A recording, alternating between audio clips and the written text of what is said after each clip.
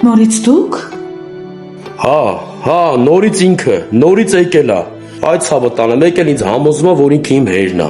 Ընդամենը 2 անգամ եմ ես մարդուն ես իմ կյանքում տեսել։ Քեզ ինչքան եմ ասել, մարդիկ որ մեծանում են, տարիք այդ խելքները հետ են տալի։ Այ պապի ջան, այդ ցավը տանը գնայելի։ Աղջիկ ջան, հեռու մնաս հրապից։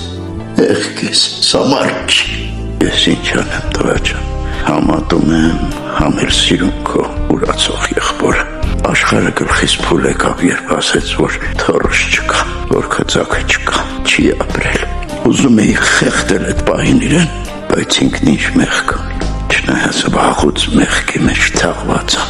որ մի որդին հոր հետ այդպես կվարվի, հորը սեփական կնոջը չի ներկայացնի։ Պատկերացնում ես, իմ ներկայությամբ կնոջն ասում եմ, ես չեմ ճանաչում ես ծնված բիծուն։ Ես ոնց կարողացա նման ժառանգ ունենալ, ավան այսօր ավելի վտանգավոր ու անհոգ է դարձել։